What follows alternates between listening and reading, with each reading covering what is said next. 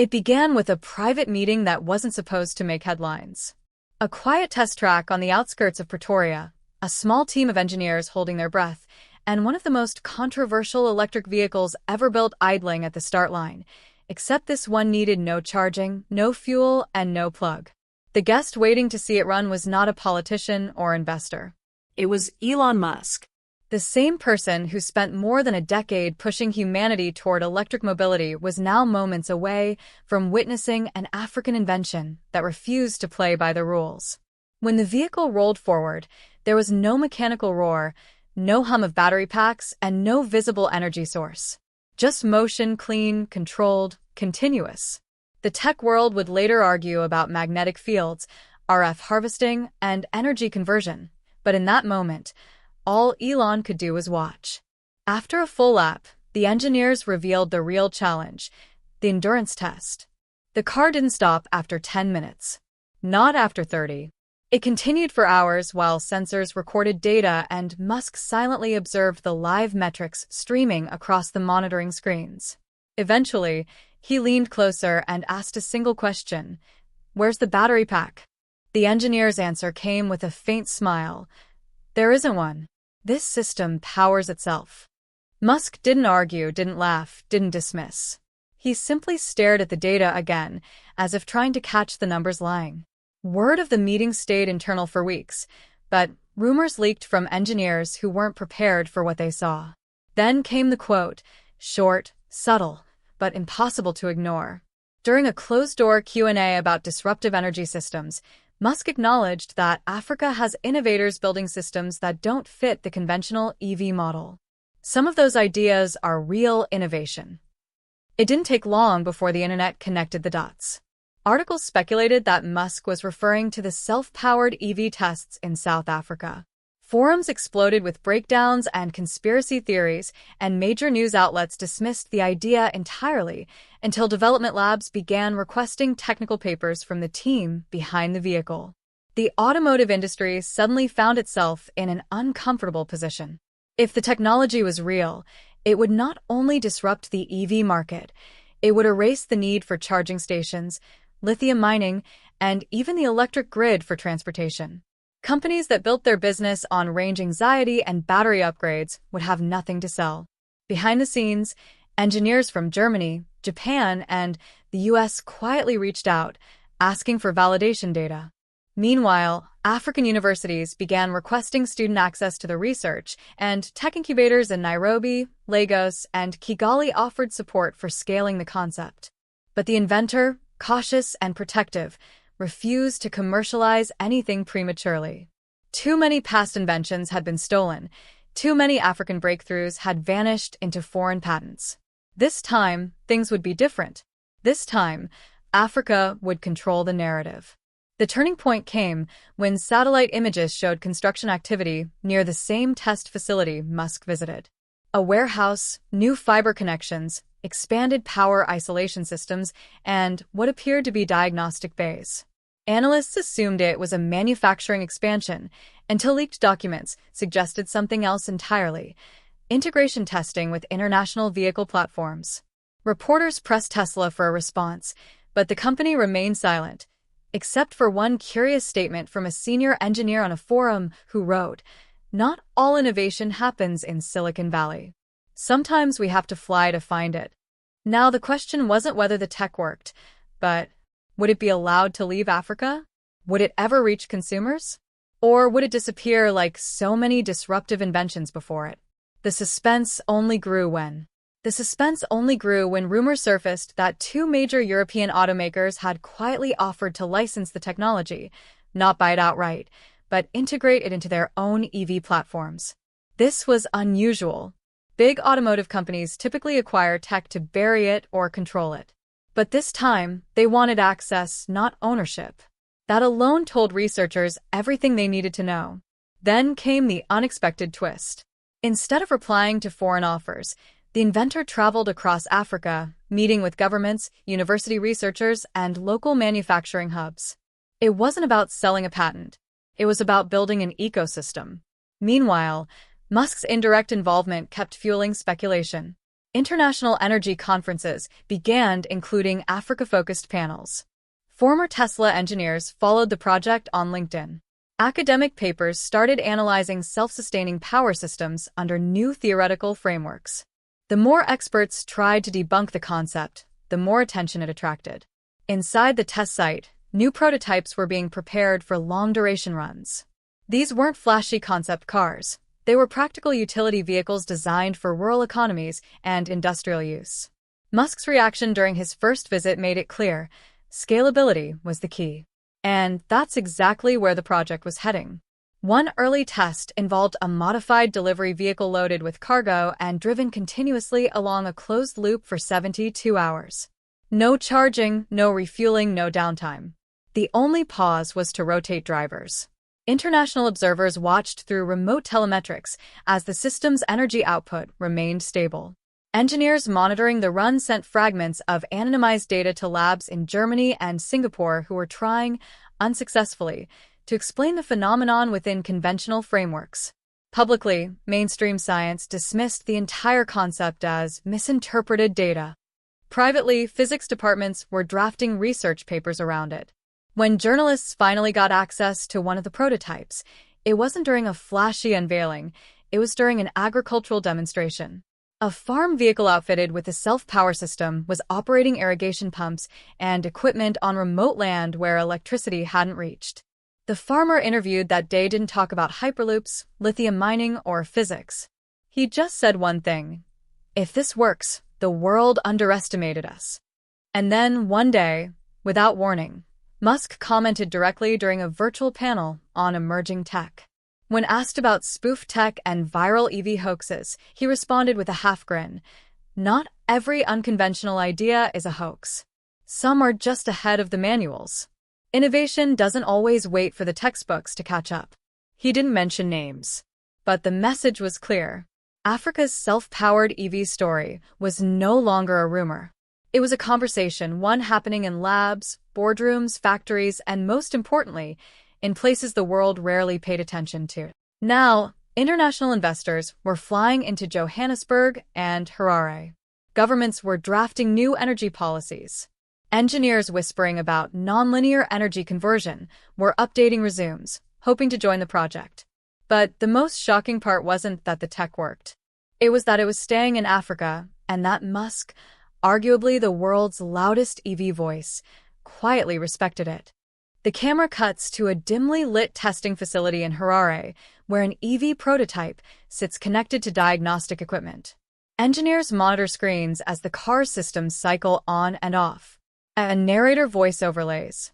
During one private demonstration, observers claim the vehicle continued operating long after its onboard battery reached zero, suggesting a continuous energy harvesting system rather than a conventional closed battery loop. A diagram animates on screen, showing a simplified power flow: ambient energy source, onboard converter, motor drive, auxiliary storage. The terms are blurred out, replaced with question marks. This was the moment insiders began whispering about something beyond regenerative braking, beyond solar supplementation, and beyond wireless charging coils buried under roads. Cut to a clip of an automotive journalist giving a cautious assessment. If the claims are true, it would mean energy autonomy. Not just efficiency. Autonomy. Then back to the narrator. But while journalists speculated, Tesla analysts reportedly took a different approach. Instead of dismissing, they evaluated market risk.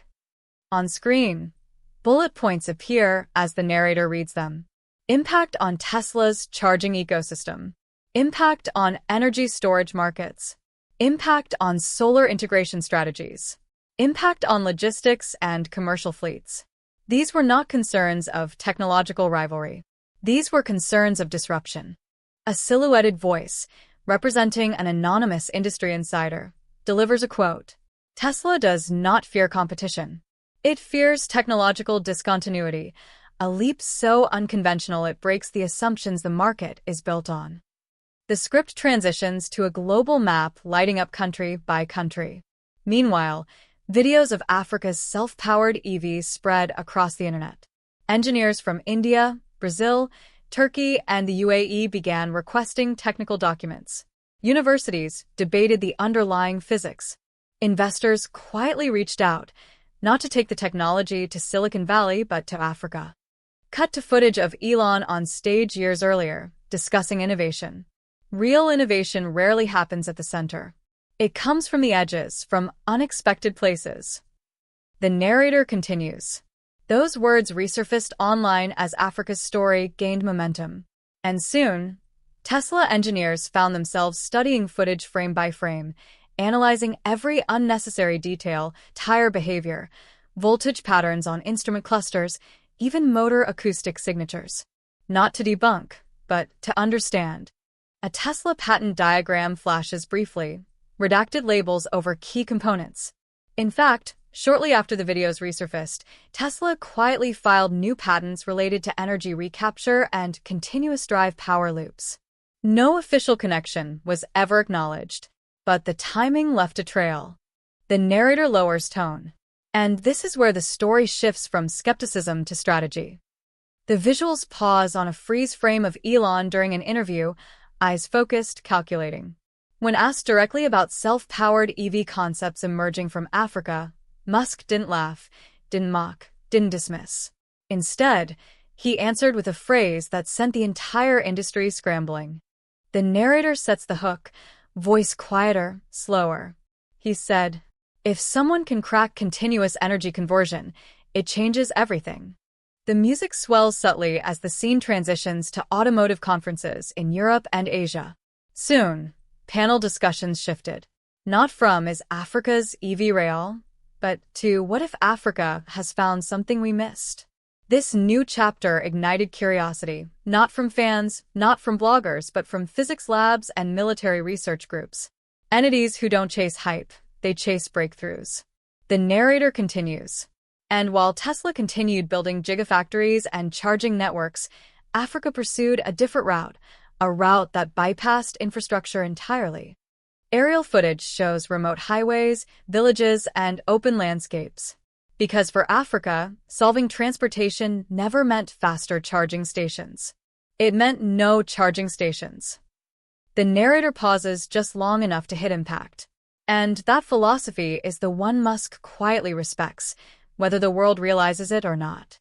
Camera fades to black for a beat. The narrator returns.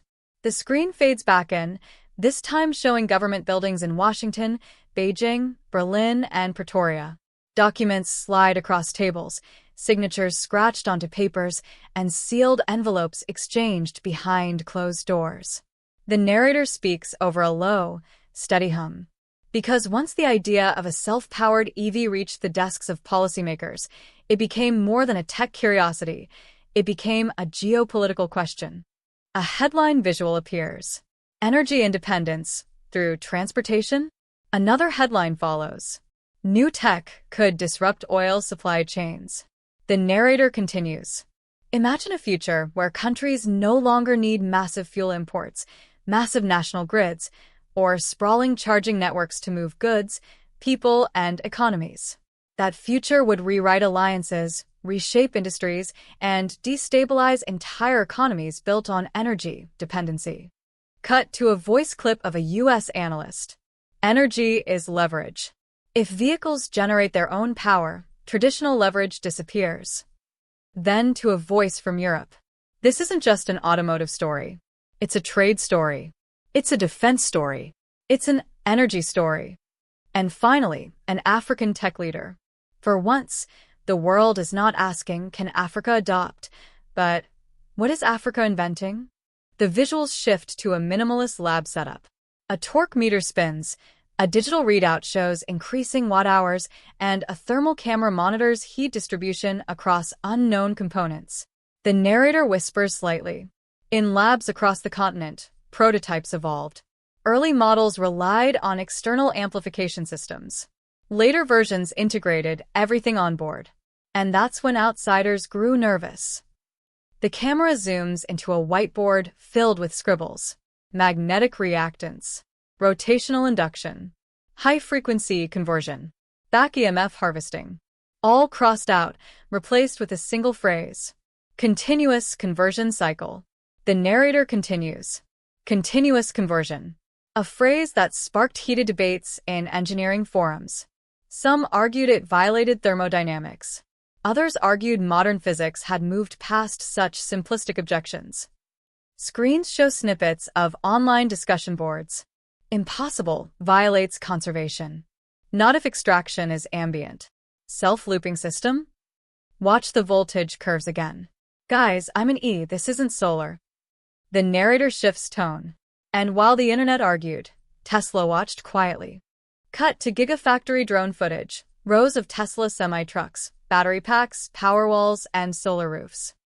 For Tesla, the question was not whether the tech worked today, but whether it could work tomorrow. Because Tesla's empire is not built on cars, it's built on energy infrastructure. A diagram appears showing Tesla's business verticals: EVs, batteries, solar, megapacks, charging networks, autonomy. The narrator: disable 1, and Tesla adapts. Disable 2, and Tesla pivots.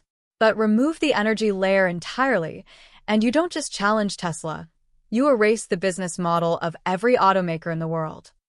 Back to an interview clip of Elon speaking philosophically. If someone finds a way to make cars energy autonomous, then storage and transmission become optional. That's a paradigm shift, not an iteration. The narrator continues. And that's why Tesla didn't scoff at Africa's invention. It analyzed it, piece by piece, not to copy it but to prepare for the world it might create. The music slows. Night aerial shots of African roads roll by, silent, uninterrupted. For Africa, the goal was never to beat Tesla. It was to leap over Tesla's stage entirely. The narrator pauses, letting the audience breathe before the next escalation. But then, something happened that no one expected.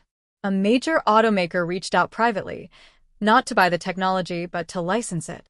A blurred logo appears on screen, impossible to identify. They asked for non-disclosure. They requested prototype access. And their engineers traveled, not to California, not to Tokyo, but to Harare. The narrator lowers voice.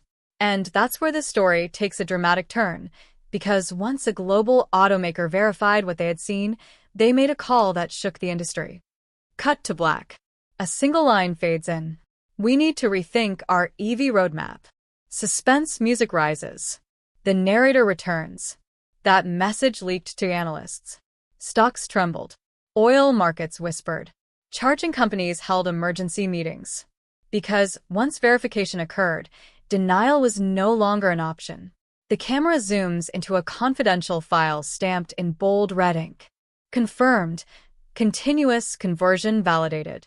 The narrator, and the first global leader to acknowledge it publicly, was not a technologist, not an engineer, not even a scientist. Beat. It was a CEO. Cut to footage of Elon walking onto a stage, adjusting the mic, smiling slightly. The narrator. The audience quiets. Cameras click. Elon stands in front of the massive Tesla logo, hands resting calmly on the podium. He looks down for a moment, then up again, as if deciding how honest he's willing to be. Then he speaks. Innovation doesn't care where it comes from. And if Africa has figured out a way to make vehicles energy autonomous, then that's not a threat. It's progress. The room freezes. Some reporters exchange confused glances, unsure if what they just heard was praise, caution, or surrender. Others immediately begin typing furiously, pushing headlines before context could catch up. The narrator overlays their reactions with rapid-fire visuals. Elon Musk acknowledges African tech breakthrough. Energy autonomous EVs? Tesla's CEO comments. Is the charging economy at risk? But then Elon continues, more deliberately this time. The world has been stuck on the idea that energy must come from somewhere: oil, batteries, grids. But if you can build a closed-cycle system with intelligent energy harvesting, then mobility becomes independent. And independence forcefully changes markets. It was subtle. It was diplomatic. But it was also a confirmation, at least of possibility. And that single soundbite triggered an avalanche. The narrator shifts to a montage. Oil executives watching screens in silence, energy investors flipping through reports, charging network CEOs pacing around conference rooms. For the first time, the question wasn't, is Maxwell Chikumbutso right? It was, how long until someone commercializes it? Footage shows engineers in Detroit tearing apart EV drivetrains, Tesla analysts mapping energy conversion pathways, and Chinese startups experimenting with exotic inductive systems. Everyone was racing toward the same finish line because winning meant rewriting the rulebook. Cut to a cybersecurity lab. Rows of monitors glow as analysts track anonymous network traffic and encrypted file transfers between companies. The narrator. In the months that followed, interest turned into competition, and competition turned into espionage. Screens flash. Industrial data breach attempt blocked. Prototype lab targeted by unknown actors. Patent servers attacked. But the narrator keeps going. Because whoever controlled continuous conversion EVs would not just win automotive markets, they would own transportation, logistics, energy, and defense. The tone shifts again. Now we see the African team, the real innovators, sitting around a recycled wood table, wearing mismatched chairs, laptops with stickers, and notebooks filled with wiring diagrams. No luxury labs. No billion-dollar campuses. Just brilliant minds and stubborn ambition. The narrator softens. What made their breakthrough more disruptive wasn't the technology but the context. Africa was innovating without permission, without gatekeepers, and without asking whether the world was ready. One of the engineers speaks in a recorded clip.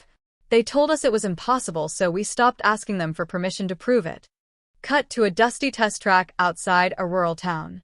A modified EV accelerates, then coasts, no charger, no solar film, no visible thermal drop, no battery swap.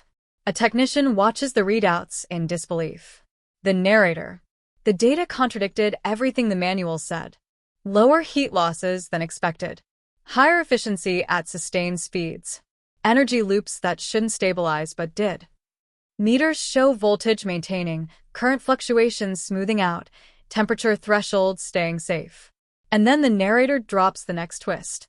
But the journalists who flew in to investigate didn't ask the right questions. They wanted a spectacle, not an explanation. They wanted loopholes, not architecture. Footage of reporters tapping the chassis, checking under the hood, filming for views. But the real breakthrough wasn't mechanical. It was algorithmic. A close-up of code scrolls across a screen, dynamic frequency modulation, load balancing, resonance optimization, harmonic compensation. These cars didn't generate free energy, they managed it. They orchestrated it. They harvested fragments that normal systems waste.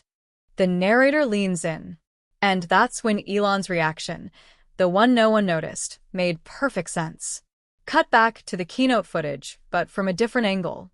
Elon finishes his careful statement, steps back, and under his breath, barely audible, he says to a colleague, "We should model it."